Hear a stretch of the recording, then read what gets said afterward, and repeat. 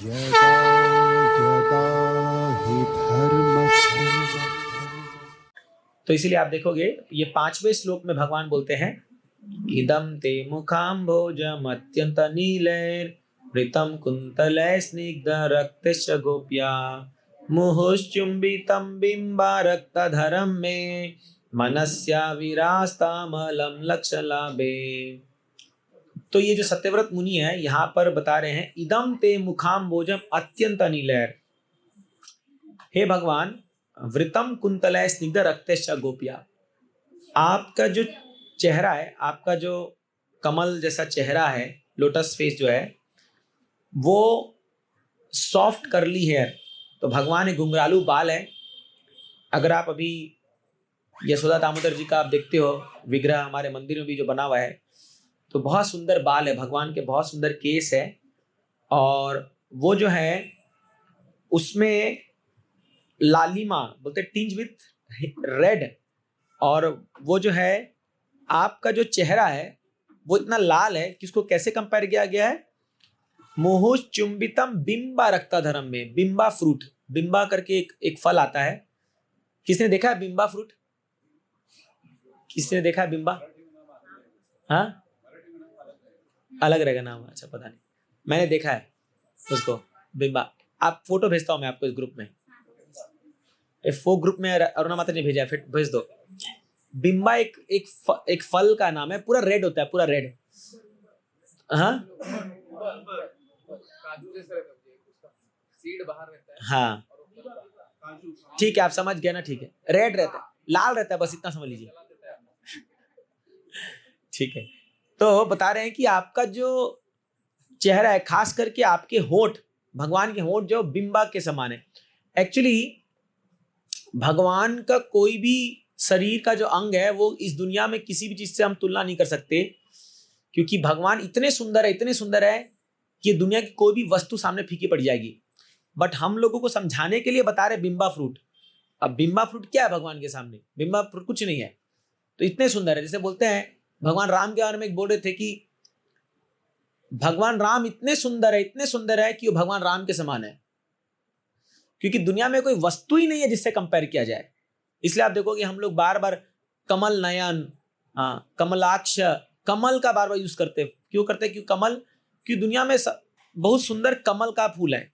एक तो सुंदर है और दूसरा क्या है, कमल कभी कीचड़ में लिप्त नहीं होता। हालांकि कीचड़ में रहता है लेकिन कीचड़ से ऊपर खिलता है। तो इसलिए आप देखो कमल का फूल को बहुत पवित्र माना जाता है ना। और कमल ही खिलता रहे तो अच्छा रहे। तो समझ गए आप। तो इसीलिए क्या है, ये कमल जो है ये बहुत ही मतलब इसका बहुत महत्व है इस फूल का। तो ये कमल जो भगवान का कमल जैसे आंख है, और एक तरह जैसे कमल का अगर पेटल देखोगे, लोटस पेटल, तो जब भगवान की आंखें होती है जैसे अपना यहाँ पर आके रुक जाता है ना, उनकी आंख पूरी कान तक जाती है, समझो, पूरी आंख यहाँ से ले कान तक जाती है। तो जब भगवान तिरछी नजर से देखते हैं ना किसी को, जैसे मान लो भगवान यहाँ बैठ के तिरछी नजर अगर ग्लांस मार दिए ना, खत्म उसका कहानी। इतने सुंदर है भगवान। इसीलिए मैं कल एक क्लास में बता रहा था कि एक गोपी दूसरे गोपी को कहती है, अरे गोपी अगर तेरे मन में भौतिक इच्छा है तो कभी वृंदावन मत जाना, और अगर वृंदावन चली गई तो भूल से कभी जो है केसी घाट मत जाना, और अगर भूल से केसी घाट चली गई तो वहां पर वो कमल नयन वाले भगवान कृष्ण जो त्रिभंग ललिता, त्रिभंग रूप में खड़े हुए। त्रिभंग समझ रहे हैं? 3 जगह से बेंड होकर के भगवान एकदम, कई एक आचार्यगण कहते हैं कि भगवान त्रिभंग क्यों होते हैं कृष्ण, क्योंकि कृष्ण टेढ़े क्यों खड़े होते हैं? क्योंकि एक बार अगर कृष्ण किसी के हृदय में घुस गए तो निकलना बहुत मुश्किल है, इसलिए भगवान टेढ़े हैं। बाकी सब एकदम, जैसे आप भगवान राम को देखो तो मर्यादा पर एकदम सीधे खड़े होते हैं। देखिए फोटो आप सीधे खड़े एकदम स्ट्रेट मर्यादा में। भगवान थोड़े टेढ़े मेढ़े रहते हैं कृष्ण, तो उनका स्टाइल अलग है। तो अगर वो घुस गया मान लो आपके हृदय में एक बार, तो निकाल नहीं पाओगे। कोई टेढ़ी चीज अगर फंस जाती है जाकर के तो निकालना मुश्किल हो जाता है उसको, फिर है ना, होता है ना ऐसा। तो इसी प्रकार भगवान टेढ़े खड़े होते हैं और बोले अगर तूने उसको देख लिया ना तो तेरा भौतिक संसार खत्म हो जाएगा, मतलब पूरा भौतिक इच्छा खत्म हो जाएगा। और ऐसा होता ही है।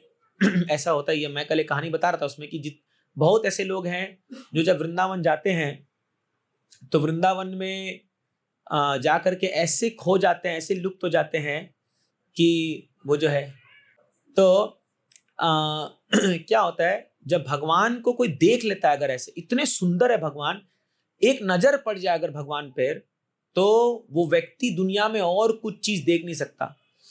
तो एक बार संत सूरदास जो है वो आंखों से तो अंधे थे और गाते हुए जा रहे थे, तो क्या हुआ, राधा रानी इतना मोहित हो गई थी उनके गाने से, इतना सुंदर पद लिखते थे, गाते थे, कि राधा रानी पीछे चल रही थी। तो पीछे चलते चलते क्या हुआ, छन छन उसकी पायल की आवाज आ रही थी, राधा रानी का चल रही थी। तो सूरदास को डिस्टर्बेंस हो रहा था, वो गाने में गा रहे, अभी ध्यान भटक रहा था, है ना।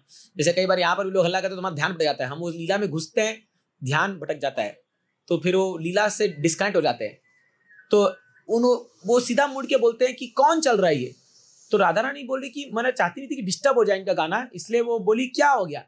तो बोली आपका आवाज आ रहा है पायल का। बोले पायल निकाल के मेरे को दो। अब राधा रानी इतनी मुग्ध हो चुकी थी उनके इस गीत को सुन करके कि वो पायल निकाल के हाथ पे पकड़ा दी। बोली तुम गाते रहो, गाना बंद मत करो, ये पायल की वजह से अगर गाने में वो आ रहा है तुम बंद हो। क्योंकि उनका कृष्णा गुणगान कर रहे थे और राधा रानी कृष्णा का गुणगान जब सुनती है तो वो पूरा मदहस्त हो जाती है, पागल हो जाती है पूरा एकदम। तो वो पायल ले लिए। अभी राधा रानी ये चलते रहे, वो गीत गा रहे, बट इतना सुंदर गा रहे थे कि कृष्णा भी बगल में आके खड़े हो गए राधा रानी के, क्योंकि कृष्णा भी देख रहे जिसके द्वारा मैं मोहित होता हूं।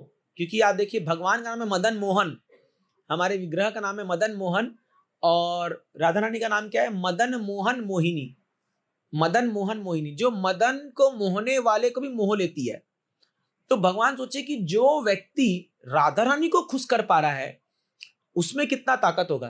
जय हरे कृष्णा, हरि बोल, थैंक यू।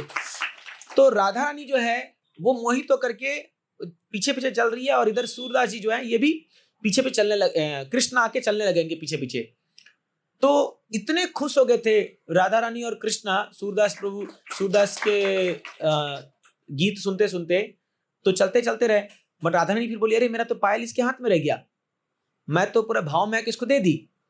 तो फिर कृष्ण बुलाते हैं सूरदास को। सूरदास अब जैसी कृष्ण का आवाज सुनते ये रुक जाते हैं, क्योंकि ये तो पहचान लेते हैं कि तो भगवान आ गए। तो ये पीछे मुड़ते हैं, बोलते हैं मैं तुमसे बहुत खुश हूं, तुम्हारी भक्ति से और तुम्हारे इस सुंदर पद से मैं बहुत खुश हूं, मांगो क्या मांगना है ना। तो वो बोले पद में कि भगवान क्या मांगू मैं, मेरे को कुछ नहीं चाहिए। हाँ, तो भगवान बोलते हैं कि आज मैं तुम्हें हमारा जुगल जोड़ी जो है, जुगल किशोर बोलते हैं ना, जुगल किशोर, राधा रानी और कृष्ण का जो जुगल जोड़ी का दर्शन दूंगा मैं तुमको, वो दिव्य जुगल जोड़ी। तो बोलते हैं आज मैं तुमको नेत्र प्रदान करूंगा, दिव्य नेत्र, जिससे तुम हमारे दिव्य रूप को देख पाओगे, माने राधा कृष्ण साक्षात देख पाएंगे, दर्शन कर पाएंगे।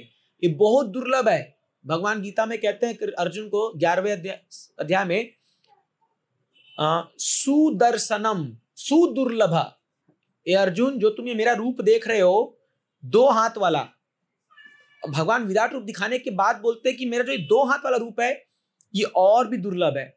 इस दुनिया में इवन देवता लोग भी भगवान एक्सेस नहीं है। आपको पता है जब देवता लोग को तकलीफ आती है तो वो लोग क्षीर सागर के तट पर जाकर के भगवान का प्रार्थना करते हैं, पुरुष सूक्त ये सब प्रार्थना करते हैं। तो भगवान डायरेक्ट दर्शन नहीं देते, भगवान वहां से आकाशवाणी करते हैं, और भगवान ब्रह्मा के हृदय में आकर के उनको बोलते हैं कि मैं अभी अवतार लेने वाला हूं। तो डायरेक्ट भगवान को देखना किसी के बस की बात नहीं है, ये हम उतना वो नहीं है। एक बार कुछ 2 व्यक्ति मंदिर में आए थे, ऐसे ही मेरे ऑफिस में बैठे हुए थे, तो ऐसी बातचीत चली थी। तो वो उसमें से एक व्यक्ति बड़ा चुप बैठा था, ये 2 हफ्ते पहले की बात है।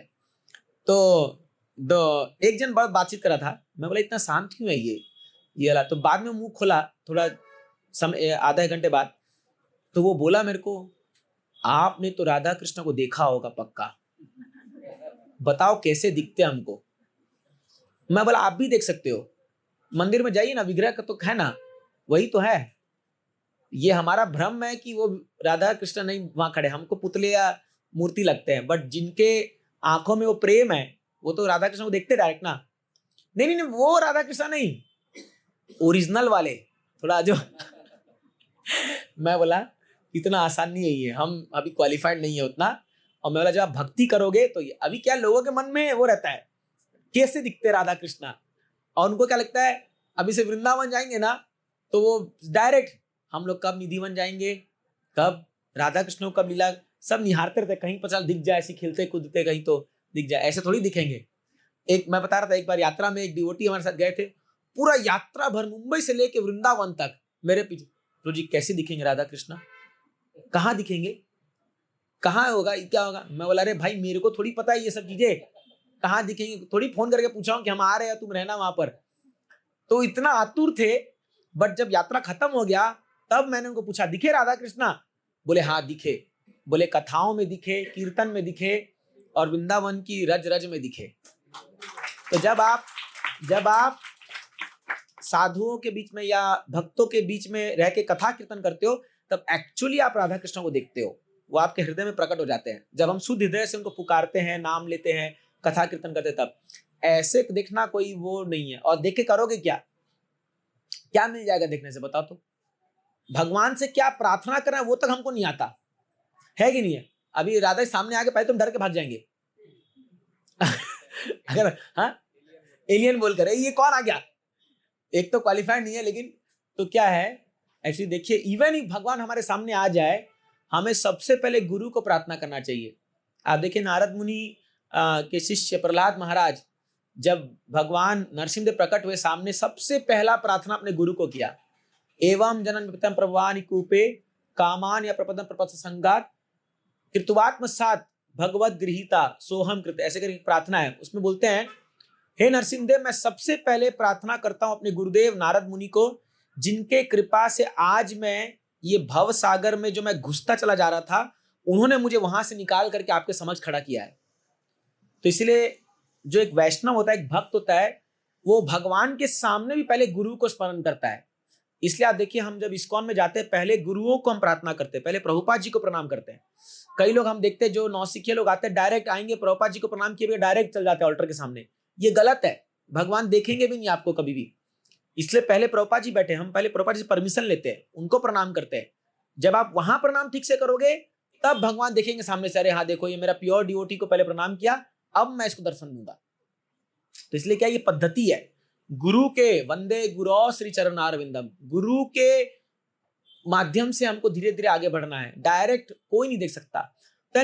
तो जब ये संत सूरदास जी को दिव्य दृष्टि दिया तो सामने जुगल जोड़ी का दर्शन हुआ उनको, राधा और कृष्ण का, बहुत सुंदर, आंखों में आंसू आ गए पूरे उनके देख करके। भगवान, अरे भगवान को देखेगा तो आप सोचो क्या होगा, जिनके पद गाने से, जिनका नाम स्मरण करने से ही आदमी गदगद हो जाता है हृदय, सामने खड़े और शुद्ध भाव से देख रहे हैं। तो फिर भगवान बोलते हैं मांगो, मैं बहुत खुश हूं तुमसे, आज क्या मांगना है मांगो। तो पता है क्या मांगते हैं, बोलते हैं भगवान मेरी आंख वापस ले लो। बोले अरे ये क्या मांग रहा है भाई, बोले क्योंकि मैं तो बचपन से अंधा हूं, मतलब मैंने दुनिया का कोई भी वस्तु देखा नहीं आज तक, जब मेरी पहली बार आंख खुली तो मैंने आपको देखा, और अब मैं नहीं चाहता हूं कि मैं दुनिया में और कोई वस्तु देखूं, इसलिए आंख वापस ले लीजिए। अब खाली यही रूप मेरे आंखों में समाया रहे जीवन पर्यंत। क्या वैष्णव है, क्या भक्त है, सोचिए क्या भाव है। ये है प्योर डिवोशन। देखिए शुद्ध भक्ति का जो इनका चेतना अलग ही लेवल में चलता है। ये सूरदास जी बोलते हैं बांके बिहारी मंदिर में आते थे ना, तो पुजारी जो ड्रेस करता था तो ये सूरदास जी बता देते थे क्या ड्रेस, आज कौन से कलर का कपड़ा पहने भगवान। कई बार हम लोग पूरा मंगलारती खड़े होकर आ जाते, याद नहीं रहता कौन सा कलर का ड्रेस पहने, होता है ना, भूल जाते हैं कि मन तो कहीं और भटक रहा है ना। तो कई बार हम लोग को शाम को क्लास में कोई पूछता है प्रभु जी आज मदन मोहन जी क्या कपड़ा पहने, क्या कलर ड्रेस है, सिर खुजाना, अरे यार पूरा आधा घंटा खड़े थे सामने, याद ही नहीं रहता, क्योंकि हम लोग उस भाव से देखते नहीं है। और ये सूरदास जी जाते थे ना तो पुजारी जो पहनता था, जो कपड़ा पहनता था कलर का, वो पूछता था, ये हर बार सही बताते थे आज भगवान ऐसा पहने। तो एक बार इन्होंने टेस्ट किए कि पता चला ये कोई नाटक तो नहीं कर रहा है, काला चश्मा पहन करके देख रहा होगा कहीं तो और चल रहा है। तो एक बार उसने कोई कपड़ा नहीं पहनाया भगवान को, मतलब एक्चुअली भगवान निर्वस्त्र नहीं हो सकते, लेकिन कोई ऐसे ऊपर से कोई कपड़ा नहीं पहनाया, और सूरदास जी को बुलाया गया। अब बोले आज भगवान कौन सा कपड़ा पहने बताओ। तो वो एक पद लिखते हैं, मुझे पद तो पता नहीं है बट सुना है मैंने भक्तों से, वो एक पद में गाते हैं, बोलते हैं अरे आज मैं क्या गुणगान गाऊं भगवान का, अरे वो इतने सुंदर कि कपड़े की दरकार ही नहीं है सुंदरता के लिए उनको। इतने सुंदर है कि कोई कपड़े पहनाने की दरकार ही नहीं है, ऐसे ही इतने सुंदर लग रहे हैं कि पुजारी का तो पसीना छूट गया, बोला अरे बाप रे बाप। ये होता है दर्शन। तो जो शुद्ध भक्त होते हैं ना, उनको ये आर्टिफिशियल उसकी दरकार नहीं है, वो हृदय में दर्शन करते हैं भगवान का। ये सब सच्चाई है। आप वृंदावन जाओगे, ये ऐसे अनेक कथाएं आपको मिलेगी, अनेक, मतलब वहां तो पग पग पे ये ऐसे है। तो जो जेन्युइनली भक्ति करते हैं तो भगवान से पूरा डायरेक्ट संपर्क रहता है, डायरेक्ट। आपको मैं क्या बताऊं, इवन हमारे प्रभुपाद जी, शिला प्रभुपाद जी राधा दामोदर मंदिर में बैठे हुए थे अपने कुछ शिष्यों को लेकर के। और हमारा कृष्ण बलराम मंदिर रमन रेती में है, लगभग 3-4 किलोमीटर रहेगा राधा दामोदर मंदिर से। वो प्रभुपाद जी बड़े क्लास दे रहे हैं, क्लास के बीच में बोलते हैं अरे फोन लगाओ कृष्ण बलराम मंदिर में, वो जो पुजारी है ना कृष्ण बलराम मंदिर पीछे, वो कुछ गड़बड़ कर रहा है अंदर। क्लास देते थे, बोल दिया ऐसा, वो गड़बड़ कर रहा है वहां पर, उसको रोको। और सब हैरान हो गए, बोले प्रभुपाद आपको कैसे पता चला ये? बोले तुम जब पहुंचोगे वहां तक तब पता चल जाएगा क्या से होता है। तो इसीलिए क्या है, भगवान डायरेक्ट डील करते हैं अपने भक्तों के साथ, डायरेक्ट डील करते हैं। अब ये कैसे होता है आप कभी समझ नहीं पाओगे, कभी नहीं। शुद्ध भक्त लोग जो होते हैं ना, वो डायरेक्ट परमात्मा कनेक्शन है उनके साथ, डायरेक्ट। और वो इवन कई बार हम गुरुदेव को भी देखे हैं, परम पूज्य गोपाल कृष्ण महाराज थे, तो महाराज ऐसी सी बात बोल देते थे ना सामने कि आदमी पहली बार आया है और महाराज बता देंगे उसको कि तुम मतलब क्या चल रहा है तुम्हारे साथ, दिमाग खराब हो जाता है। बाप अगर बगल बैठे, अरे बाप रे कैसे पता इनको। इसलिए क्या है, ये वैष्णव लोग जो होते हैं ना, तो अगर जो सही में जो भक्ति कर रहे हैं तो ये कोई साधारण लोग नहीं होते। ये लोग डायरेक्ट, इनका कनेक्शन रहता है भगवान से और ये बता देंगे, ये कर देते। बट एनीहाउ वो सब डिस्प्ले नहीं करते, वो दुनिया में कोई जादूगरी नहीं करते वैष्णव लोग कि हमको ये ऐसे दिखाना है कोई। वो भक्ति के मार्ग में जुड़े रहते हैं, बट भगवान ऐसा लीला दिखाते हैं।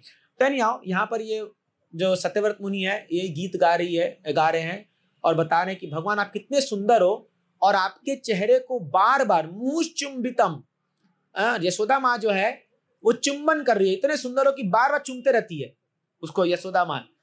अब देखिए यशोदा माँ का भी क्या भाग्य है, अभी एक छोटा बच्चा रहता है उसको कितना चुमने का मन करता है, बड़ा मस्त सॉफ्ट सॉफ्ट, मतलब उसका छोटे बच्चे रहते हैं ना तो कितने सुंदर रहते हैं, कितने मासूम, कितने इनोसेंस रहते हैं।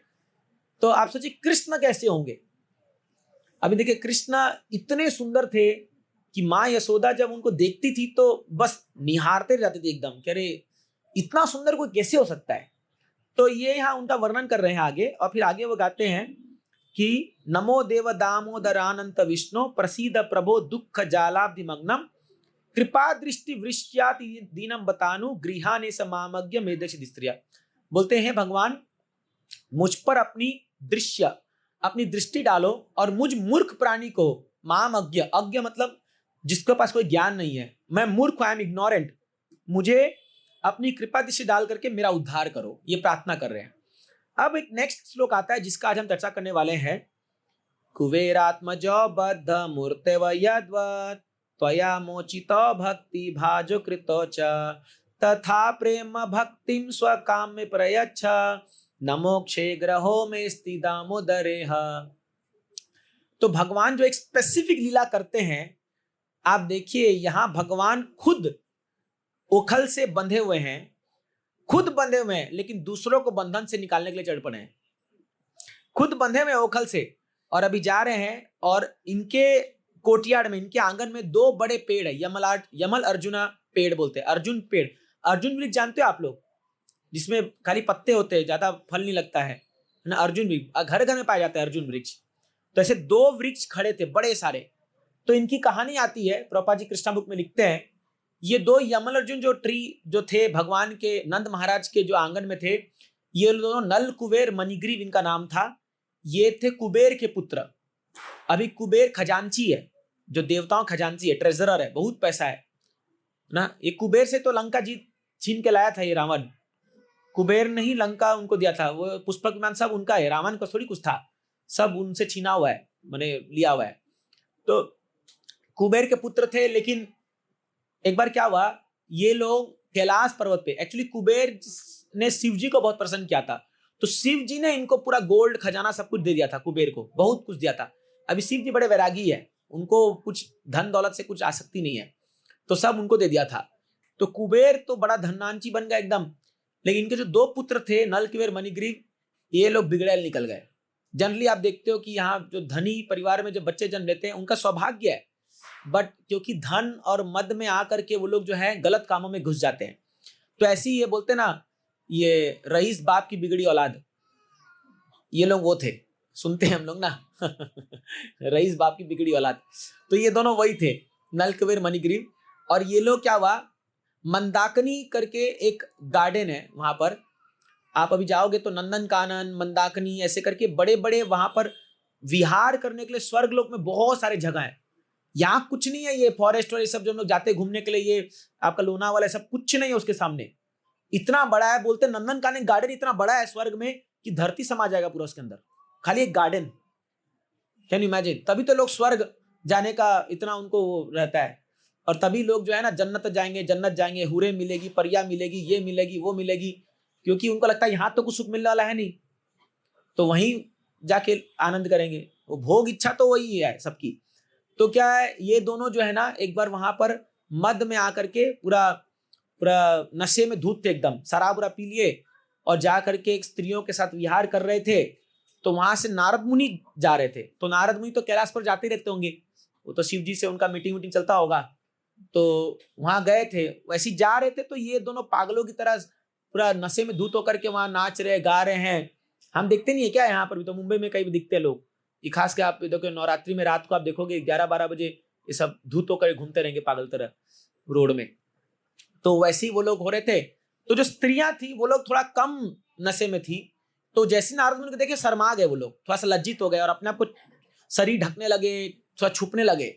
बट ये दो पागल लोग जो हैं, ये लोग पूरे नशे में धूत होकर के नारद मुनि के सामने टुल्लो के पूरा नाच रहे, पूरे नग्न अवस्था में थे। तो नारद मुनि देखिए, साधु के सामने भी जो है एक शिष्टाचार होना चाहिए, एक व्यवहार होना चाहिए। ये नहीं, अभी कई बार हम लोग मंदिर में देखते हैं कि मंदिर में लोग ऐसे से कपड़े पहन के आ जाते हैं कि मतलब कई बार उनको बोलना पड़ता सामने जाकर के, अरे थोड़ा तो शर्म करो। हाँ, वो लोग जॉगिंग निकले वही हाफ पैंट पहन करके जो है घुस जाएंगे मंदिर में। मतलब इतना हमारा कल्चर डिग्रेड हो गया है, खास के भारतीय सभ्यता में। ये सो कॉल्ड अपने आप को हिंदू बोलते हैं, इनको ये तक पता नहीं है कि मंदिर में आ रहे तो क्या कपड़ा पहन गया है। ये सोचते हैं हमारा बेडरूम है या हमारा ड्राइंग रूम है, ऐसे आते हैं भगवान के सामने और फिर बोलते हैं भगवान हमको इतना तकलीफ क्यों आ रहा है, डिप्रेशन क्यों आ रहा है।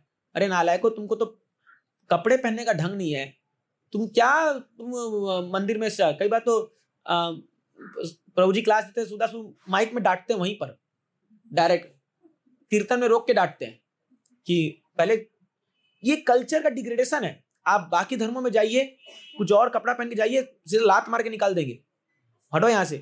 इवन आप साउथ में जाइए, वहां भी कल्चर है कि आपको लुंगी में ही जाना पड़ेगा, या आपको जैसे सबरीमाला या कहाँ का जो मंदिर में, ये बहुत अच्छा नियम है। अरे एटलीस्ट आप भगवान के सामने जा रहे हो तो एक लहजी में जाना चाहिए, एक जो है ना पूरा ये। और खास करके चलो पुरुष तो पुरुष है, स्त्रियां भी जो है अब उनको इमिटेट करने के पीछे पागल मतलब की तरह आचरण कर रही है। तो ये सब शिष्टाचार हमको सिखाना बहुत जरूरी है हमारे कल्चर में, हमारे लोगों को, ये कि मंदिर में जाए तो कैसे, अरे वहां साधु संत लोग घूम रहे हैं, वो लोग हैं। तो आप कई बार तो हमारे मंदिर में गार्डन है, बगल में सेंट्रल पार्क है, तो कोई लैला मजनू वहीं आके बैठ जाते हैं गार्डन में। 2-4 को तो मैं ही डांट के भगाया हूं। हम लोग दर्शन के लिए जा रहे हैं और वहां वो बैठ करके बात कर रहे हैं, तो कर रहे हैं। मैं बोला शायद आप गलत जगह आ गए, बगल में सेंट्रल पार्क है, ये मंदिर है। तो डांट के भगाना पड़ता है उनको लिटरली। और उनको, उन बेशर्मों को शर्म बिल्कुल नहीं है, कोई कल्चर मिला नहीं, माँ बाप को सिखाए नहीं, तो वो सोचते हैं कि चलो बढ़िया गार्डन है, मस्त फूल उग रहा है, यहाँ राधा कृष्ण खड़े, यहाँ हम दोनों खड़े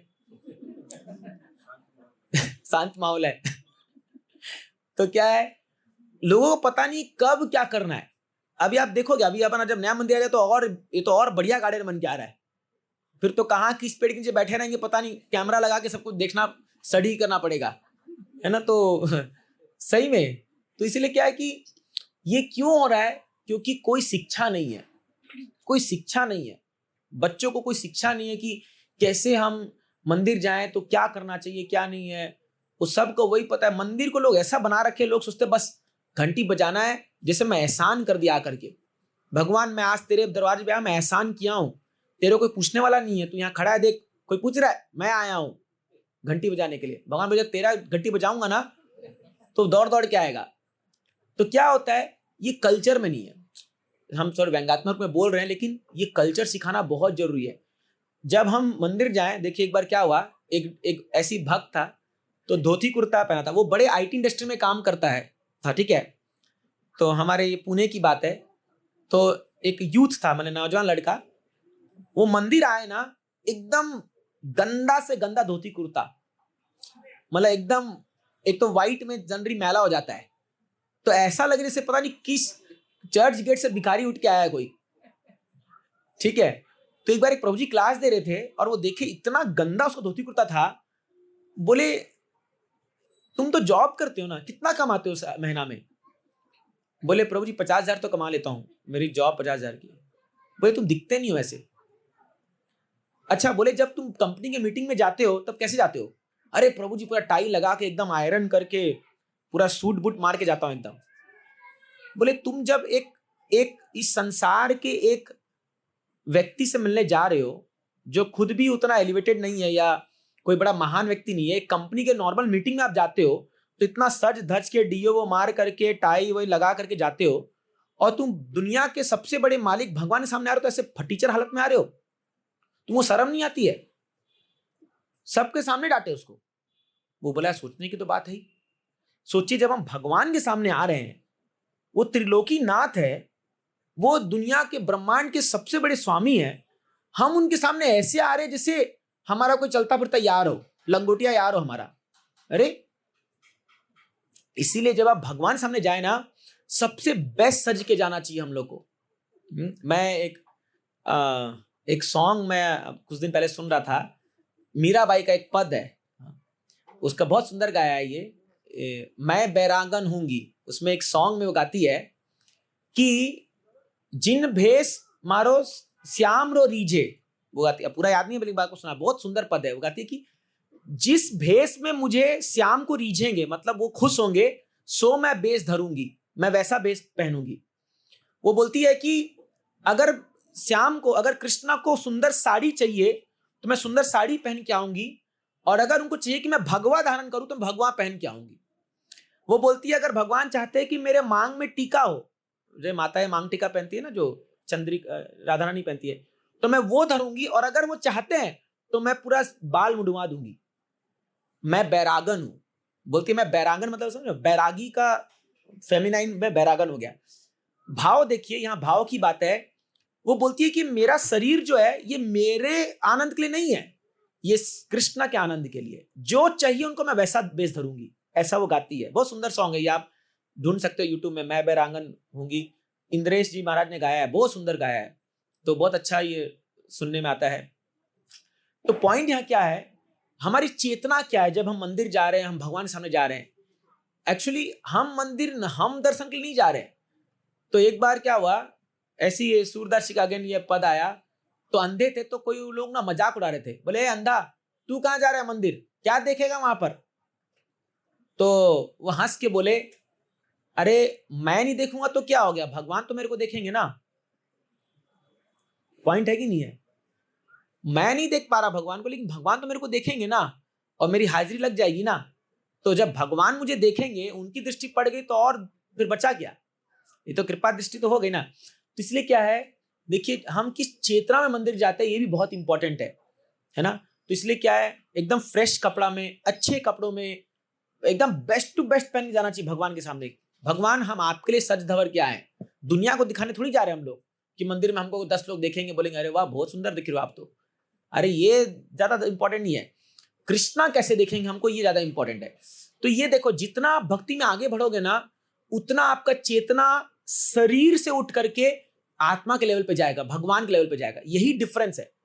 मंदिर में बहुत सारे भक्त हैं, बट कौन किस चेतना में दर्शन कर रहा है आपको पता नहीं। आपको लगेगा ये तो हम जैसा ही है, बट आपको पता नहीं उसकी चेतना कहीं और चल रही है और आपकी चेतना कहीं और चल रही है ना। ये डिफरेंस है। इसीलिए एक प्योर डिवोटी और जो उन्नत वैष्णव होते हैं, उनके देखने का नजरिया और एक बद्ध जीवात्मा का नजरिया में जमीन आसमान का अंतर होता है ना, जमीन आसमान का अंतर होता है।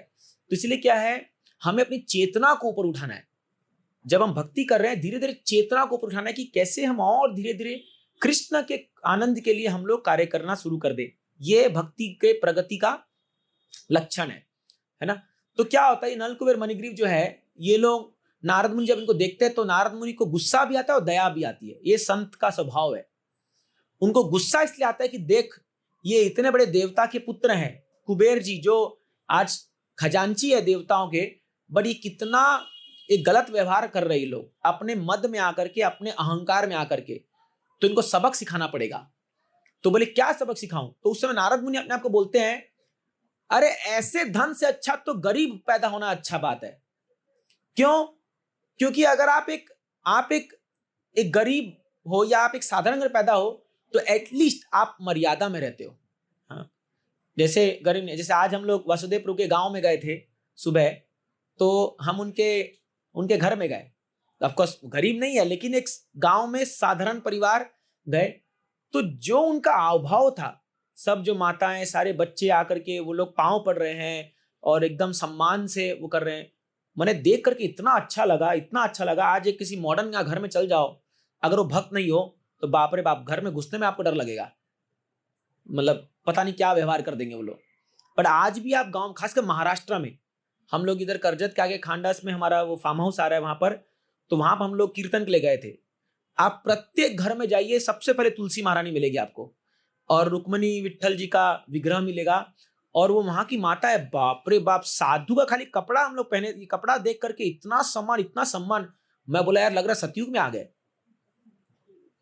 ये कल्चर है, ये हमारी सभ्यता है, ये। और ये धीरे धीरे ये जो मॉडर्न वेस्टर्न हो करेंगे ना, ये लोग सब क्या है, अपने सभ्यता को पूरे पानी कचड़े में डालते जा रहे हैं। ये लोग सोचते हैं हम बड़े मॉडर्न है, और सबसे ज्यादा परेशानी इनके ही घरों में है। ये जितना मॉडर्न बनते जा रहे हैं ना, उतने और जो है ना, मतलब क्या बोलेंगे, अब छोड़िए, वो शब्द अभी बोलने लायक नहीं है, ऐसे बनते जा रहे हैं लोग। तो क्या हो रहा है, ये फालतू में जो है हम लोग अपनी संस्कृति को, कल्चर को डुबाते जा रहे हैं। मिलने वाला कुछ है नहीं। उनको लगता है हम बहुत आनंद में रहेंगे, ये कुछ आनंद, बल्कि आप गांव में जाके देखिए, लोग रिलेटिवली ज्यादा शांति से। हम लोग वहां गए, इतना शांत वातावरण लग रहा था, मन कर रहा था कि वही पेड़ के नीचे बैठ के अपना जप करे करे। इमली भी तोड़ के लाए हम लोग वहां से, थोड़ा कच्चा इमली प्रभु जी के साथ में, तो बहुत अच्छा लगा वहां जाकर के। वो संस्कृति और वो जो कल्चर जो है, ऑफ कोर्स अब वो गांव में भी धीरे धीरे उसका असर पड़ना शुरू हो गया है। ये क्योंकि शहर अगर बगल में रहता है तो गांव वाले भी उसको इमिटेट करना शुरू कर देते हैं। पर आप देखोगे एक रेस्पेक्ट, एक कल्चर, आप भागवत में जब पढ़ोगे इनके बारे में कैसे सम्मान करना चाहिए, साधु हो, संत हो, या वो लोग देख के बता देते थे कि ये आदमी कितना उन्नत होगा, कितना एलिवेटेड होगा। ये कोई भी एक साधारण व्यक्ति भी जो अगर होगा, तो बड़ों का सम्मान, स्त्रियों का सम्मान, बच्चों का उनको प्रेम देना, आदर देना, ये हमारी संस्कृति है। बट अभी क्या है, सब ये टीवी, इंटरनेट, ये सब ने पूरा बिगाड़ के रख दिया घरों को। और इतनी प्रॉब्लम आ गई है घरों में कि वो सुखी के तलाश में आए थे शहर, लेकिन और बर्बाद होते जा रहे हैं। तो इसीलिए क्या है, ये ऑफ कोर्स ये बात नारद मुनि कहते हैं, मैं नहीं कह रहा हूं ये सब चीज। ये नारद मुनि इस उपाख्यान में कहते हैं कि जिसके पास ज्यादा धन हो जाता है ना, तो धन के मदांत में वो आदमी पूरी सभ्यता भूल जाता है। और इन लोगों को दंड देना जरूरी है।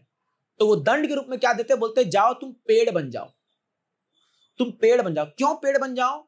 आप देखिए, पेड़, हालांकि वृक्ष का उपमा हम देते हैं, बहुत सहिष्णु होता है। या देखो, वृक्ष का जो शरीर है ना, ये तमोगुण में सबसे नीचे है, मतलब सबसे ज्यादा तमोगुण में। और इनको पूरा जो है नग्न अवस्था में खड़े रहते हैं, इनको कोई कपड़ा थोड़ी पहनते हैं लोग। तो बताते हैं, जो लोग भी, ये शास्त्र में बताया गया है कि अपने शरीर को ढकना मैंने पसंद नहीं करते। जो आजकल क्या आप ये मॉडर्न हीरो हीरोइन लोग देखते हो ना, लोग जो ज्यादा, जितना कल वो एक प्रभु जी बता रहे थे, जितना ज्यादा पैसा उतने कम कपड़े। गरीब कौन है समझ में नहीं आता, जितना ज्यादा धन उतना कम कपड़ा। तो कई बार तो हमको बोलना पड़ता है, भाई इसको कपड़ा दान में दे दो थोड़ा सा। ज्यादा भिखारी तो ये लोग है, पहनने के कपड़े नहीं है इनके पास। तो उनको पेड़ का शरीर मिलेगा अगला जन्म में। पेड़ में बोले खड़े रहो ऐसी 500 साल, 1000 साल खड़े रहो ऐसी पेड़।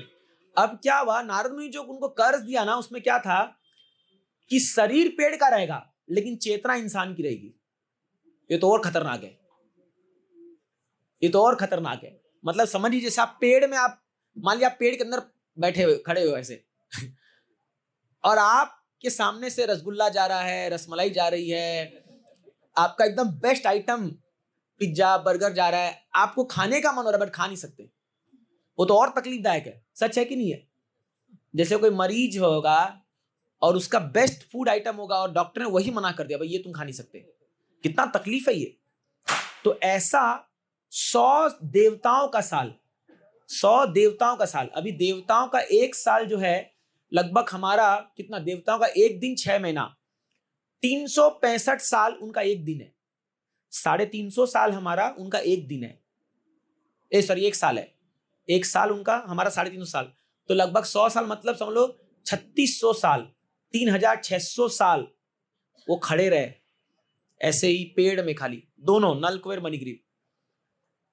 और देखिए क्योंकि उनके अंदर काम वासना तो होगी, तो सोचिए आपके मन में इच्छा है बट आप कुछ भोग नहीं कर सकते, आप कुछ कर नहीं सकते। जैसे भूत का शरीर क्या होता है, यही तो होता है ना, भूत के शरीर के मन में इच्छा होती है बट हाथ पांव ही नहीं है कुछ करने के लिए, कुछ कर नहीं सकता वो, बस खाली इच्छा करके पड़ा रहेगा। जिस आदमी के मन में वासनाएं हैं बट इच्छा पूरी नहीं कर पा रहा, वो सबसे मिजरेबल कंडीशन है उसका, सबसे दुखदाई उसी का कंडीशन है। सच है कि नहीं? जैसे जब व्यक्ति वृद्ध हो जाता है तो अच्छा अच्छा खाने को मन करता है बट खा ही नहीं पाता, जैसे ही खाएगा पेट गड़बड़ है ना। जैसे कल रात को 12:30 बजे मेरे रूम में एक प्रभु जी आ गए, ऊपर आए, पूरा लाइट ऑन कर दिया बोलते प्रभु जी कुछ दवाई दो। मतलब क्या हो गया 12:30 बजे रात को? बोले लूज मोशन हो गया है। बोले अरे रे पूरा मैं मर रहा हूं, मेरे को जल्दी कुछ दवाई दो। मैं हमेशा अपने पास दवाई रखता हूँ क्योंकि मेरे भाई साहब डॉक्टर है, तो मैं सब पूछ पाछ के रखता हूँ, इमरजेंसी में काम आती है। मैं उनको बोला प्रभु जी जब आपको पता है कि ये पर्टिकुलर आइटम खाने से आपका पेट खराब होता है, क्या दरकार है खाने का? बोले अरे क्या करे, हाँ जब सामने अगर आश्रम में बन गया, कभी कुछ बन गया तो खाए, तो कंट्रोल अगर नहीं रहा तो होता है। सोचिए बार बार खाएंगे, बार बार, ऐसा कौन 5 बार हो चुका है ना। हिंदू तो रूम में रहते हैं, उनको पता है 5 बार 12:30 बजे आएंगे हम लोग, सोए में आके सीधा लाइट ऑन कर देंगे सारा, ऐसे करके, अरे बचाओ बचाओ, दवाई दो दवाई दवाई दवाई दवाई दवाई दो, ऐसे पूछेंगे। मैं बोला अभी एक पत्ता खरीदो अपने पास रखो, पूरा नींद खराब कर देते हो आप रात को आकर के। तो क्या है, ऐसा हो जाता है। आदमी अगर अपने कंट्रोल नहीं कर पाएगा ना अपने, तो सबसे मिजरेबल वही है जिसके इंद्रियों में वश नहीं है ना, और जिसको पता है ये करने से मेरे कोई तकलीफ आने वाली है, वो सबसे दुखी इंसान है संसार में। इसलिए अपने मन और इंद्रियों को कंट्रोल करना बहुत जरूरी है, हमको करना पड़ेगा कैसे भी करके, नहीं तो जैसे से बूढ़े होते जाएंगे ना फिर तो और परेशानी, फिर तो मतलब डॉक्टर भी गाली देगा, इवन बच्चे भी गाली देंगे, क्या तुम बूढ़े हो गए अभी तो वासना नहीं की तुम्हारे मन से। जैसे अगर आप देखोगे कुछ जो लोग वृद्ध हो जाते हैं और उनको अपने गहनों के प्रति या अपने कपड़ों के प्रति बहुत आसक्ति रहती है ना, तो उनके घर में इज्जत नहीं होती है। सच बोल रहा हूं ना मैं, माताएं बैठी है, वृद्ध माताएं बैठी, उनको पता होगा। आप अगर जैसे वृद्ध हो रहे हो और आपके अगर डिटैचमेंट नहीं आ रहा है, आपके अंदर वैराग्य नहीं आ रहा ना, तो घर वाले भी आपको देखते हैं ये कब टपकेगा, जो है सारा इसका हम लेंगे। ये सच्चाई बोल रहा हूं मैं एकदम, मैं इसको ऑब्जर्व किया हूं कि ये चीज को, कि अरे इसलिए जैसे हम वृद्ध हो रहे हैं ना, बेटर है कि धीरे धीरे आसक्तियों को कम करना चाहिए। जैसे ही 50 पार हुआ, भैया वनवास शुरू कर दो, घर से ही शुरू कर दो वनवास। 51 52 गो टू 1, 51 क्यों बोलते हैं, अभी 1 जाओ, घर छोड़ो। 51 52 ये है, इसलिए इसको देखिए कितना हमारे नाम में, शब्द में भी उसका मतलब लिखा हुआ है। तो ये वानप्रस्थ मतलब ये नहीं कि जंगल में आके बैठ जाओ, लेकिन घर में आसक्तियां छोड़ो, तब सम्मान मिलेगा, तब आपको घर में आपकी पूजा होगी। और जिन घरों में जो बूढ़े लोग हैं, वो लोग ही जो है पूरा ये मेरा ये मेरा ये मेरा, किसी तिजोरी के कोने में खुद छुपा छुपा के रखे होंगे 50 साल पुराना नोट। जब ये नोटबंदी हुई ना, मतलब नोट का ये हुआ, तो हमारे घर में पिताजी आए और बोले सब नोट निकालो, सबको चेंज करना है सबकी हवा टाइट होगी।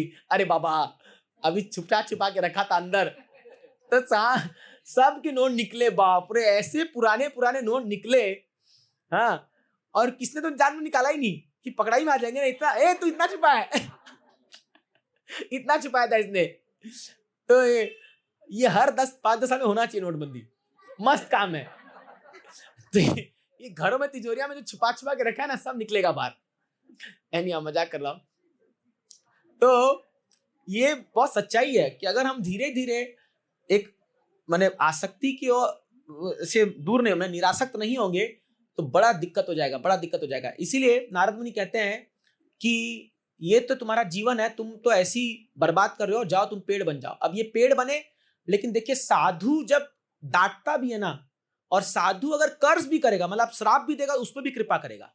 ये साधु का एक आम इंसान जब किसी को डांटता है या वो करता है, इसलिए कभी भी अगर आपको मान लो कभी फ्यूचर भविष्य में कोई आपको भक्त डांट दे कुछ चीज ले, चिंता मत करो, उसकी डांट में भी आशीर्वाद छुपा हुआ है।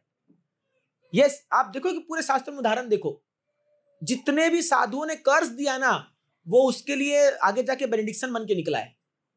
जैसे इंद्रद्युम्न महाराज को वो मुनि ने कर्ज दिया था, तुम हाथी बन जाओ, फिर वो क्या बन के आए,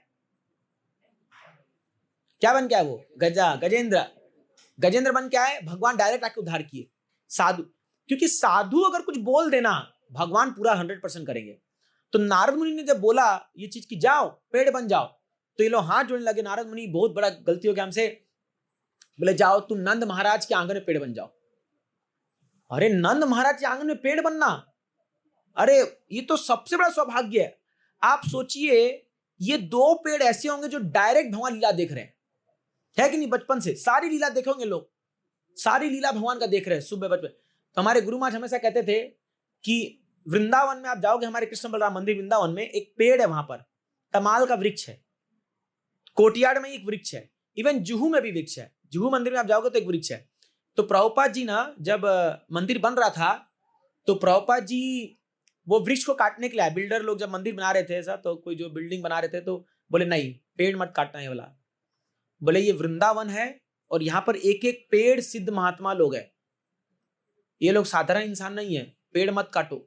जुहू में तो एक पेड़ था, उस पेड़ को बचाने के चक्कर में प्रभुपाद जी ने पूरा स्ट्रक्चर चेंज कर दिया, बोले नहीं इसको मत काटो, क्योंकि ये भगवान के धाम में ये लोग विराजमान है, तुम जानते नहीं कौन क्या तपस्या कर खड़ा होगा यहाँ पर, है ना।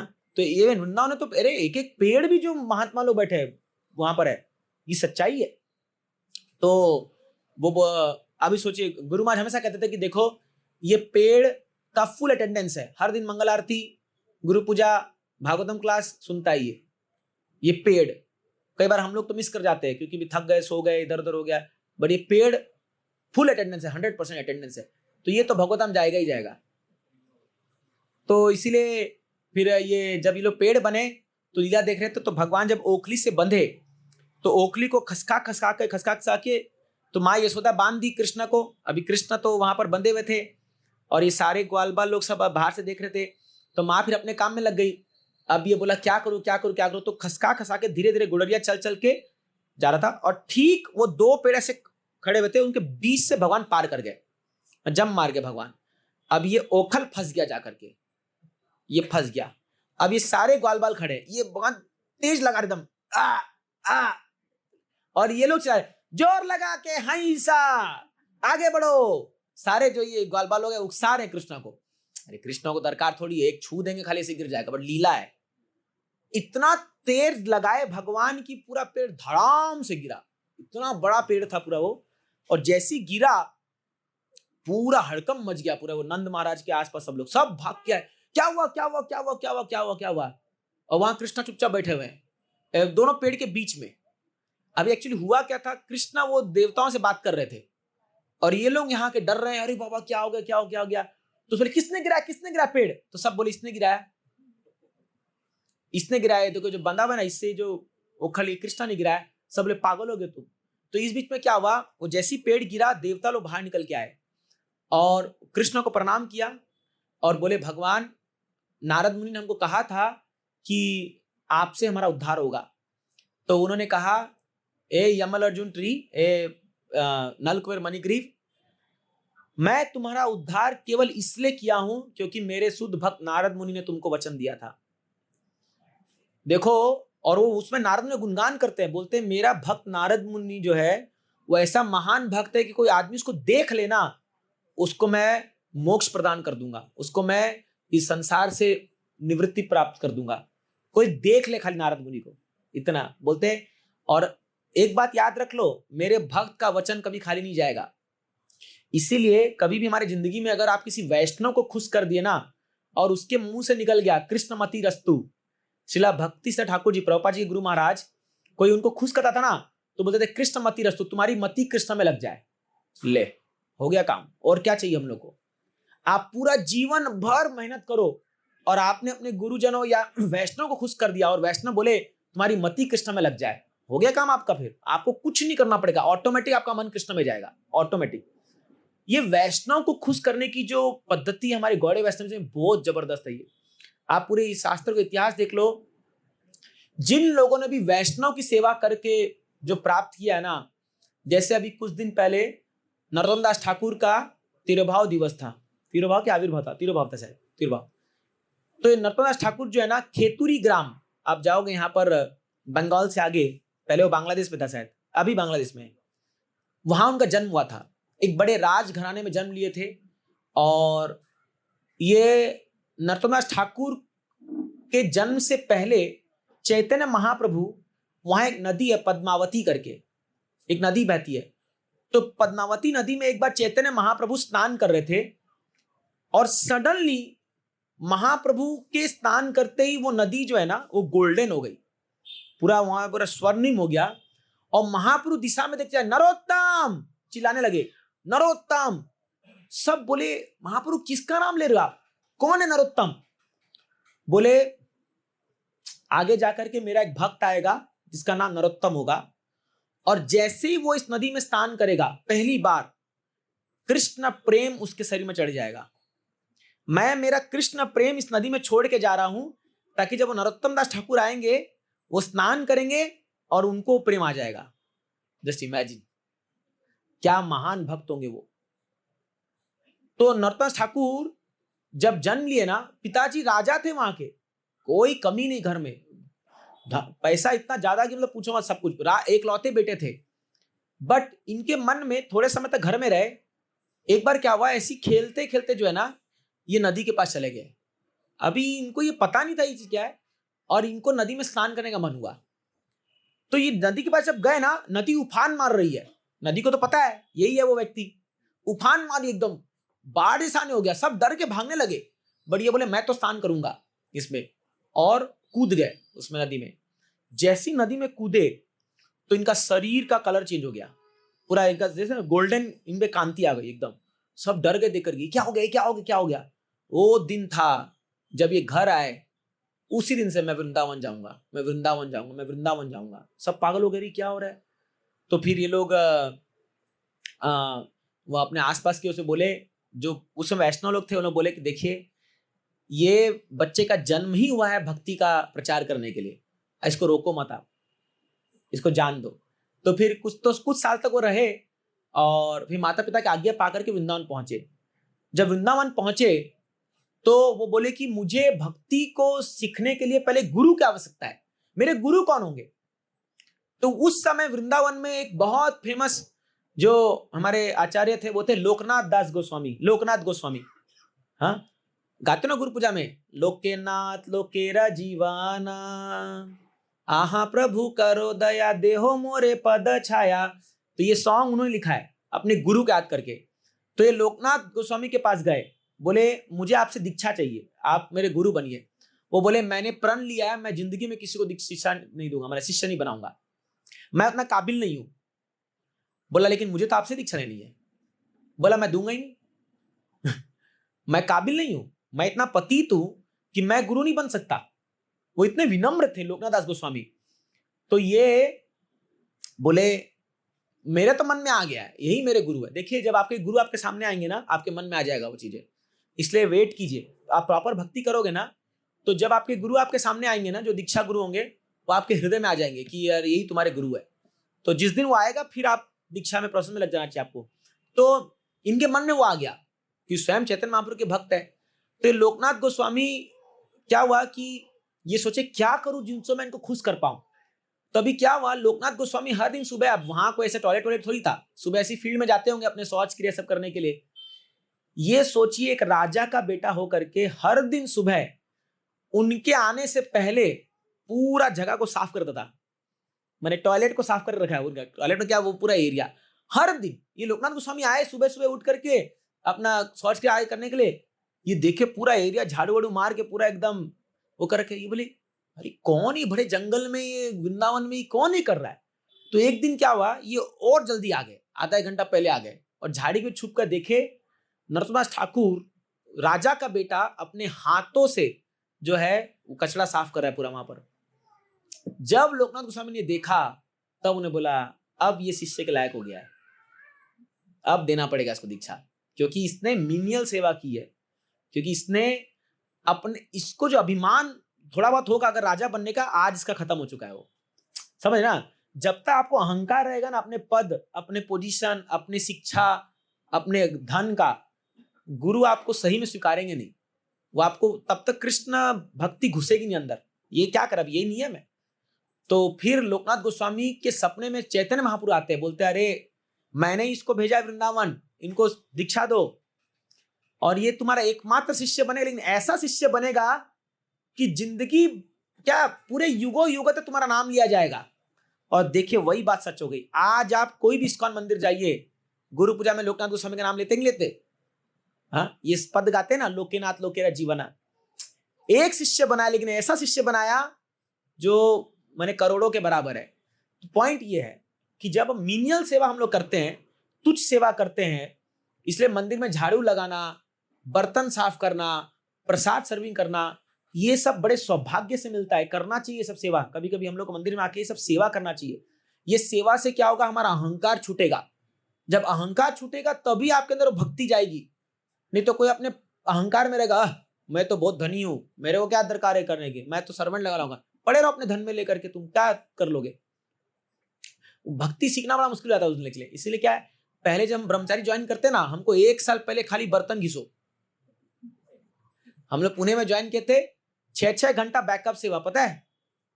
तो पुजारी जो है वो तो बढ़िया घुमा रहा है आरती, पूरा काला कर दे रहा है उसको, और पीछे हम घिस रहे हैं उसको लेकर के, बोलते हैं अरे यार थोड़ा कम घुमा लेता पूरा। तो और वो कई लोग माता लोग कुकिंग करते हैं ना, आप देखोगे उसमें इतना बर्तन को यूज करते हैं वो लोग, और जो धो रहा है वो गाली देते रहता है, यार कम तो लगा लेते। यह कला होती है ना, कच माता लोग कम बर्तन में सड़ा देते, मैंने उसको कर देते हैं, पूरा कुकिंग करते हैं। कुछ लोग पूरा फैला देंगे, पूरा एकदम पहाड़ लगा देते बर्तन का पूरा। तो बाद में जो धोते हैं ना वो लोग गाली देते रहते हैं, यार कौन कुकिंग किया था आज, किसका टर्न था आज। तो बड़ा अच्छी बात है। तो हम लोग भी 4-4 घंटा रात को, एक बार मुझे याद है अभी दिवाली का दिन आ रहा है, तो दिवाली का समय था, और उस समय मंदिर में कुछ लोग यात्रा में गए थे, और हम तो न्यू भक्त थे, नया ज्वाइन किए थे। तो हमको सेवा मिली थी मुझे कि बालाजी वो विग्रह पुणे में जो उसका डीटी बैकअप, उसका सेवा 3.5 घंटा लगता है। शाम को आप 7-7:30 आरती होगी, उसके बाद जाओगे, रात को 10 बजे आना है, 10-10:30 बजे तक खाली घिसते रहो बर्तन। और उसमें फोटो बना के रखा हुआ है कि बर्तन ऐसा ही चमकना चाहिए, ऐसे ही चमकना चाहिए, ऐसे ही रखना चाहिए। अगर नेक्स्ट दिन आके देखें कि थोड़ा कम चमका है, दोबारा दो उसको। ये ट्रेनिंग था। हम लोग बता एनआईटी से पढ़ करके, उस समय आपका सारा एनआईटी निकल जाता है वहां पर, सारा पढ़ाई लिखाई जो है ना कि मैं इंजीनियर हूं, मैं ये हूं, चलो बर्तन घिसो, तब जाके। बट अच्छे दिन थे वो। तो दिवाली का दिन था, तो मेरी माँ मुझे फोन करती है, बेटा क्या कर रहा है, मतलब बर्तन घिस रहा हूं। वो इतना रोने लगी, बोली अरे आज दिवाली है, तुझे नया कपड़ा पहन करके हम लोग जनरली पटाखा फोड़ते हैं, बोला भैया यही हमारी दिवाली आज। तो एनी हाउ बोलने की बात है। बट वो करते करते क्या हुआ, हम लोग को फिर जो थोड़ा सा अहंकार कम हुआ, हमारा थोड़ा ये हुआ, तब जाके हम लोग मंदिर में टिकने लायक हो गए। तो ये कभी भी आपको मंदिर में या कहीं भी स्थान में कोई आपको ऐसी सेवा मिले ना, तो कभी पीछे मत हटिए इससे। देखिए ये हमारे हृदय को शुद्ध करने के लिए बहुत जरूरी है, ये बहुत जरूरी है। ये जो फॉल्स अहंकार हमारे ऊपर चढ़ गया है ना, कि हम इतने बड़े महान है, ये है वो है ये है, यही हमारे भक्ति में पतन का कारण है। तो इसीलिए कहीं आओ, नारद मुनि जो है वो यहाँ पर इनको कर्ज देते हैं, और फिर जब भगवान कृष्णा इनका उद्धार करते हैं, तो भगवान इन देवताओं को बोलते हैं, नल मणिगिरी को, कि आज नारद मुनि कृपा से तुम्हारा उद्धार हो गया है, और तुम इसी जन्म में मेरे धाम को प्राप्त करोगे। अभी तुम लोग जाओ अपने देवता के शरीर में, जब तुम्हारा अवधि पूरा होगा, क्योंकि उनका देवता का जो टर्म था खत्म होने के बाद तुम मेरे धाम को प्राप्त करोगे। अब तुम शुद्ध हो गए, और जाके केवल अब वहां मेरा गुणगान करो, मतलब मेरी भक्ति करो। तो ये है एक साधु के कर्ज, एक साधु के क्या बोलते हैं उसको, श्राप का नतीजा। तो इसलिए कई बार जब हम सेवा करते हैं ना, तो आप देखो कुछ भक्त लोग झड़प देते हैं हमको, फिर डांट देते हैं। सबके साथ हुआ है ना। हम जब कुछ सेवा करते हैं तो हट ऐसे क्यों किया, कुछ नहीं आता तुमको, बेवकूफ एक नंबर के। ऐसे खासकर जो लोग मेरे साथ सेवा करते हैं, आप उनको पूछिए, श्रीकांत प्रभु हैं, हृदय प्रभु हैं, ये अभी यहाँ तो मैं बहुत अच्छा दिखता हूँ, लेकिन जब मैं सेवा में रहता हूँ ना एकदम, तो फुल मूड में एकदम, तो मेरे आसपास तो फटकते नहीं है फिर, क्योंकि मैनेजमेंट का वो रहता है ना। जब अभी यात्रा जाएंगे ना हम लोग, आप देखोगे कुछ लोग, इसलिए पहले ही बोल दे रहा, बुरा मत मानिएगा, मैं जान, क्योंकि क्या है उस समय वो जब सेवा का रहता रहा, तो अभी हम लोग क्या है, हमको परफेक्शन चाहिए कि अरे ऐसा ही होना चाहिए। तो कुछ भक्त लोग होते हैं, देखिए आप एक मूड समझिए, ये वो अपने लिए गुस्सा नहीं कर रहे, ईर्ष्यावश गुस्सा नहीं करते वो लोग, वो जब भगवान की सेवा में कमी आती है तब गुस्सा करते हैं। अरे ऐसा क्यों किया? प्रभुपाद जी खुद गुस्सा करते थे, बहुत बहुत डांटते थे लोगों को। हाँ, एक बार क्या है कि प्रभुपाद जी अपने गुरु महाराज का व्यास पूजा मना रहे थे, तो उनको बोला कि बहुत ग्रैंड मनाओ, गुरु महाराज का व्यास पूजा है। अब ये बेचारे फॉरेनर लोग थे, उनको कुछ पता नहीं था, तो ये लोग खाली 2-4 फल ले आए, थोड़ा कुछ फूल ले आए हैं, और ना ठीक से गार्लैंड लगा हुआ था, ना अभी देखिए जैसे हमारे यहाँ कितना सुंदर सजाया गया, कितना अच्छा। अब आदमी जब आता है ये देखेगा तो उसके मन में ऑटोमेटिक एक भाव आता है, अब इसको करने के लिए माताओं ने कितना मेहनत किया है, कितना सोचा होगा, कितना लाइट वाइट खरीद के लाए, सब किए। ये क्या है? ये आपके सेवा का भाव है ना। नहीं तो हम खाली ऐसी फोटो लगा दो और एक दिया जला दो, खत्म कहानी। आप ऐसे ट्रेडिशनल मंदिर में जाओ, क्या हो रही तो रहा है, बट आप इस्कॉन में जाके देखो क्या सजाते हैं। अभी देखा आपने दामोदर जी को, हर दिन सुबह 2 घंटा माता लोग नया नया साड़ी पहनाती है। मैं तो आजकल जाके साड़ी का ऊपर डिजाइन देखता हूँ कि यशोदा माँ कितना कितना सुंदर से आते हैं, हाथ में पूरा अलग उसी मैचिंग का बैंगल्स, पूरा वो कितना सुंदर सजाते हैं वो लोग। तो मेहनत करते ना, हर दिन कंटेम्पलेट करते। एक बार जो माता जी लोग सेवा करते हैं वो बता रहे थे, प्रभु जी ये सेवा के लिए हम लोग पूरा साल मेडिटेट करते हैं, क्योंकि 1 महीना पूरा चेंज करना है, तो 30 दिन की 30 साड़ी और एकदम हाई क्लास यशोदा मैया के लिए। तो ये है सेवा का भाव कि जब हम भगवान के लिए कुछ कर रहे हैं एकदम टॉप क्लास करेंगे, जितना सामर्थ्य उतना बेस्ट टू बेस्ट करेंगे। तो क्या होता है जब उसमें कमी होती है ना, तब साथ गुस्सा होते हैं भक्त लोग। तो इसलिए क्या है, कभी अगर ऐसे मैनेजमेंट में गुस्सा हो जाए तो आप लोग बुरा मत मानिए, अरे मेरे को डांट दिए, मेरे को बोल दिए, क्या समझते हैं अपने आप को, हम क्या यहाँ नौकर है, कमी है क्या? देखिए ये जो डांट पड़ा समझिए, ये हमारे लिए अच्छा है, ये अच्छा है हमारे लिए। हम लोग को क्या है, ये सुधार के लिए हम लोग को बताया जा रहा है चीजें को। देखिए दुनिया में कोई आपको बताने वाला नहीं है कि ऐसे भक्ति करो, किसको पड़ी है, लेकिन एटलीस्ट भक्तों को पढ़िए कि आपका उद्धार हो। आप एक बार सीख जाओगे तो फिर जो है आप इतनी अच्छी सेवा करोगे कि भगवान आपसे खुश हो जाएंगे, समझ रहा? तो इसलिए हर पग पे गुरु की दरकार है, जो हमको डांटे। एक्चुअली गुरु का मतलब ही है जो डांटे। प्रभुपाद जी बोलते हैं ये गुरु का कर्तव्य है डांटना। लेकिन आजकल लोग कैसा गुरु चाहते हैं, जो आओ हाँ बहुत अच्छे, खाली गुणगान करते रहे उसका, माने गुरु शिष्य गुणगान करे, तुम तो बहुत अच्छे हो, तुम तो बहुत ही है। एक बार ऐसे ही गुरु महाराज के सामने वो बैठे थे, तो गुरु महाराज किसी भक्त के बारे में वो जब आया उनके सामने तो बहुत उनको मैंने बोल रहे थे बहुत अच्छा था। हम बोले महाराज ये तो सबसे बदमाश इंसान है यहाँ पर, महाराज आप बोलते क्यों नहीं कुछ इसको? बोले अरे भाई देखो, अगर मैं अभी डांट दिया ना, तुम सब तो इसका बुराई कर रहे हो, अगर मैं भी कर दिया ना ये भक्ति छोड़े चला जाएगा। इसलिए जानते हुए मुझे इसको टिकाने के लिए यहाँ पर इसको थोड़ा पैटिंग करना पड़ेगा, थोड़ा इसको करना पड़ता है। तो इसलिए क्या होता है कि कई बार आप देखोगे हम कई बार महाराज आप कुछ बोलते क्यों नहीं है इसको, ये इतना गड़बड़ कर रहा है, ये कर रहा है, वो कर रहा है। महाराज बोले मैं नहीं बोल सकता, क्योंकि एटलीस्ट इसका विश्वास मेरे पर है। इसलिए गुरु देखिए, गुरु कभी नहीं चाहते कि कोई व्यक्ति भक्ति चला जाए, कभी नहीं, कभी भी नहीं चाहेंगे वो।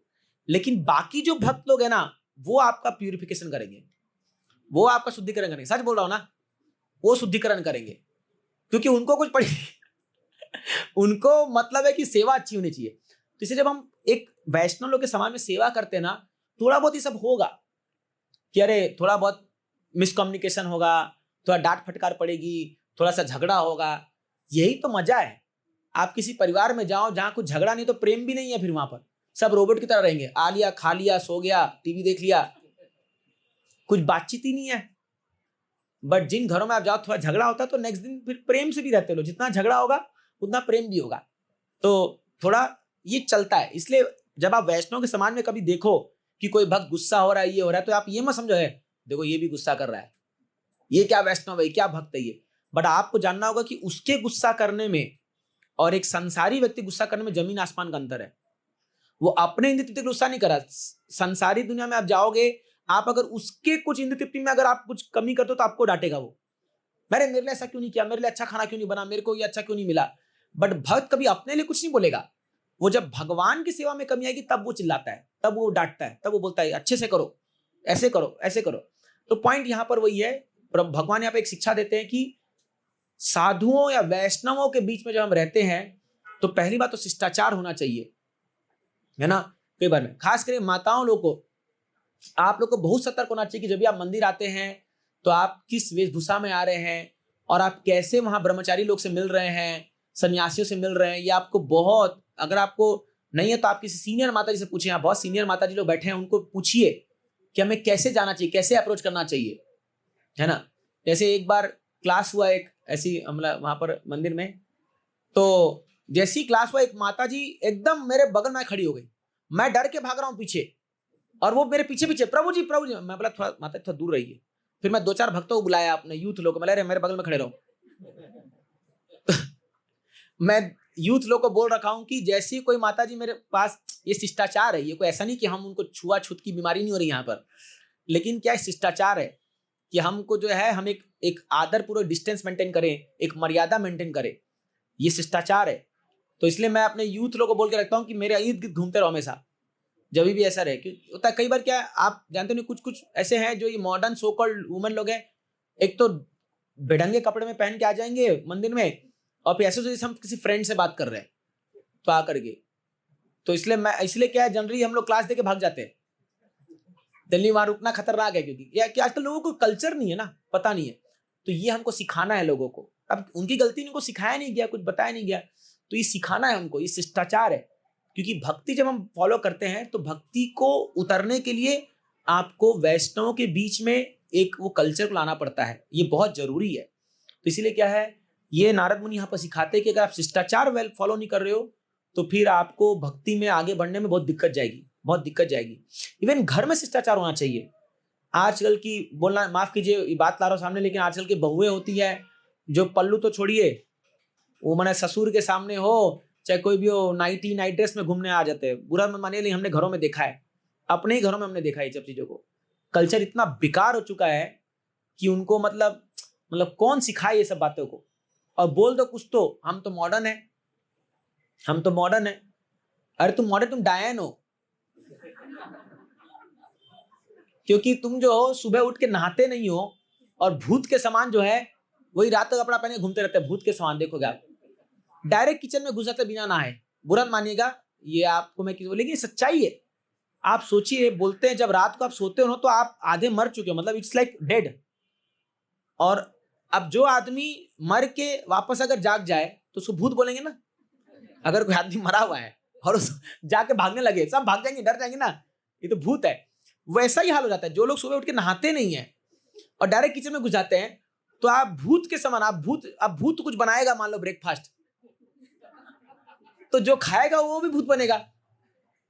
आप समझ रहे हो तमोगुण कैसे जा रहा है, भूत मतलब तमोगुण।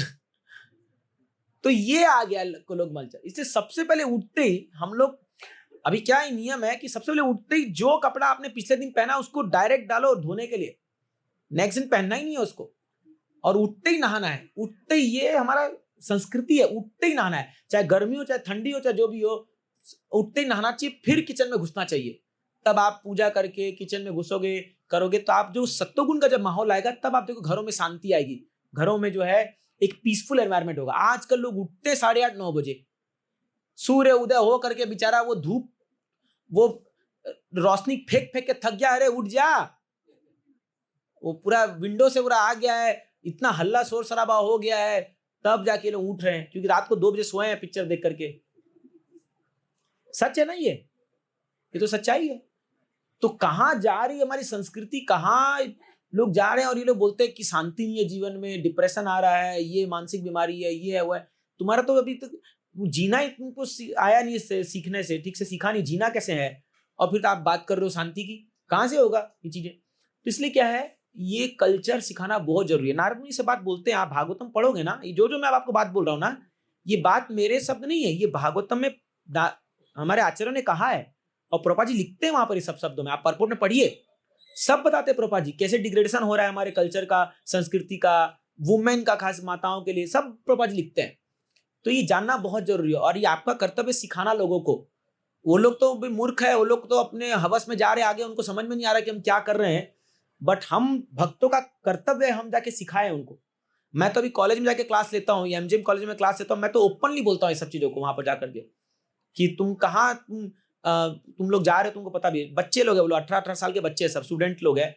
तो मैं बोला देखो, आप खाली फालतू के लिए नाम के वास्ते तुम रिलीजन फॉलो कर रहे हो, तुम लोग धार्मिक कुछ हो नहीं, तुम्हारे अंदर कुछ नहीं है। तुमको ये तक नहीं पता अगरबत्ती क्यों घुमाते हैं। मैंने वहां पर मैं इस पर क्लास से पूछा बच्चों को, आप सब देखते हो अपने घर में कि सुबह सुबह माता पिता अगरबत्ती घुमाते हैं, क्यों घुमाते हैं बताओ अगरबत्ती। सब मेरे को देख रहे हैं, बोले यार आज तक पता ही चला अगरबत्ती क्यों घुमाते हैं। कितने लाखों रुपए की अगरबत्ती जला चुके होंगे हम लोग अभी तक 20-25 साल में जो भी है, बट किसी को पता नहीं है अगरबत्ती क्यों घुमाते हैं, दिया क्यों लगाते हैं भगवान को, जल क्यों चढ़ाते हैं भगवान को, किसी को पता नहीं है सब। फिर मैंने बताया जब आपको पता नहीं, अगरबत्ती मतलब होता है अर्थ। भगवान को हम ये धरती ऑफर करते हैं, है ना। धरती 5 तत्वों से हमारा शरीर बना हुआ है, धरती, जल, अग्नि, आकाश, वायु। जब हम सुबह आरती करते हैं तो ये भगवान को 5 तत्व ऑफर करते हैं। अगरबत्ती मतलब धरती, और अग्नि तो हम दिखाते ही हैं आग से, फिर जल भी चढ़ाते हैं शंख में जल, और जो वायु जो है चामर जब उड़ाते हैं, चामर और पिकॉक फेदर, तो उसमें वायु, और जब शंख बजाते हैं उसमें पूरा ये खम ईथर जो है आकाश, आकाश ऑफर करते हैं। आप गाते हो ना सुबह, तेरा तुझको अर्पण क्या लागे मेरा, ये एक पद आता है जय जगदीश हरे फेमस सॉन्ग में आता है ना, तेरा तुझको अर्पण क्या लागे मेरा जय जगदीश हरे, खाली बोलने के लिए। अब जब व्यवहार में सब कुछ मेरा, तेरा तू जाने सब मेरा। तो जब हम ये ऑफर करते हैं तो हम मेंटली भगवान को, और गोल क्यों घुमाते हैं, क्योंकि हम भगवान को केंद्र में रखते हैं। भगवान मेरे जिंदगी का सेंटर पॉइंट आप हो, इसलिए गोल घुमाते हैं। तो इसीलिए 5 तत्व जो ऑफर करते हो, तब आप एक तरह से पूरे शरीर को भगवान को ऑफर कर देते हो। इसलिए दंडवत प्रणाम करते हैं हम लोग, फुल सरेंडर कर देते हैं भगवान को। ये आरती का मतलब है। बट किसी को पता नहीं है ये चीजें, कोई कहीं पढ़ाया नहीं गया, शास्त्र कोई पढ़ा नहीं है, तो फिर क्या बस वो ट्रेडिशन चला आ रहा है, अगरबत्ती ले आओ, ये ले आओ, बस घुमाते जाओ घुमाते जाओ घुमाते जाओ। बट पॉइंट ये कि जब हम शिक्षा नहीं देंगे, इसलिए प्रभुपाद जी कहते थे कि इस्कॉन मंदिर एक एजुकेशनल इंस्टीट्यूशन है, यहाँ शिक्षा ज्यादा जरूरी है। हाँ, ज्यादा हम रिचुअल करते वो, अभी दिवाली आएगी, आप घर में 51 दिया, 101 दिया सब जलाओगे ना, जला रखाओगे, बट किसी को पता नहीं है दिया क्यों जलाना है।